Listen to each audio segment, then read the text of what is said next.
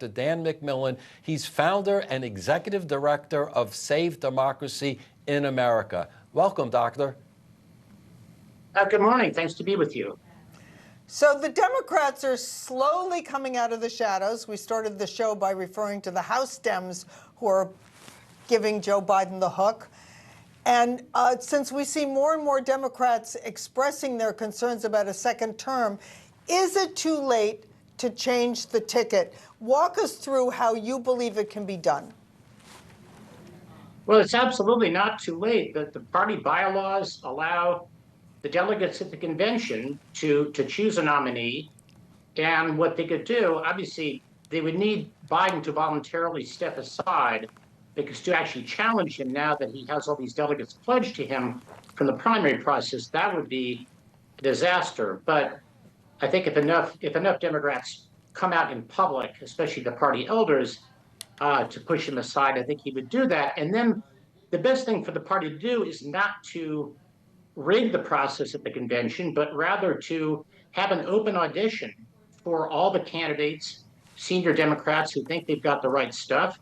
Let them go on radio and television and speak in person, take their case directly to the American people. And come the convention in August, the delegates would have a pretty clear sense of which among these candidates had the most public support and would be the strongest candidate in November.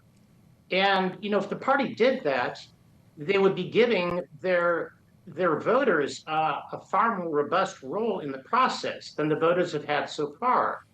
As you know, for the last 2 years, Democratic voters, in a 2/3 majority, have been saying that they really don't want President Biden to run again, that they want an alternative.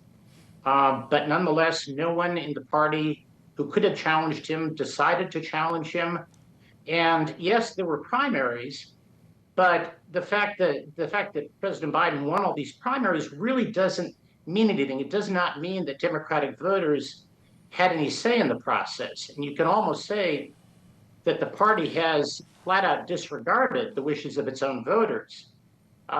This process, opening it up and letting the convention decide, as opposed to, say, President Biden nominating his running mate, Vice President Harris, and sort of arranging a Harris coronation, if they really opened it up in that process, then Democratic voters would have a chance to participate in the process for the first time. Dan, that's a good point. But one concern or one observation I have actually is that your idea sounds great if you could last to the convention in August.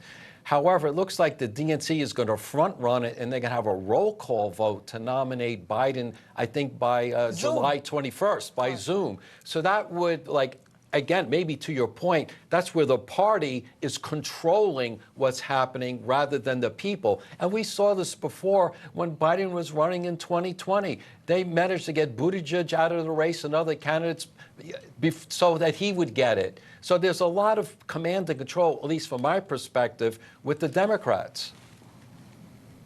Well, if the Democratic, I mean, there's just no question that the party establishment has at many points acted unilaterally without regard for the preferences of Democratic voters.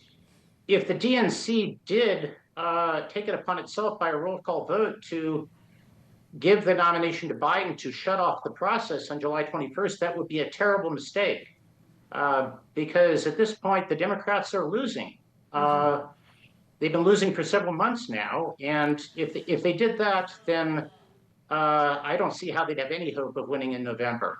But it seems unlikely that Joe Biden is going to bow out. And we've seen over the last 48 hours his wife, Jill Biden, Dr. Jill Biden, and members of his closest staff, right? And that's right. Anita Dunn, one of his closest political advisors, members of his family, all circling the wagons and saying, no, Joe, you got to stay in the race.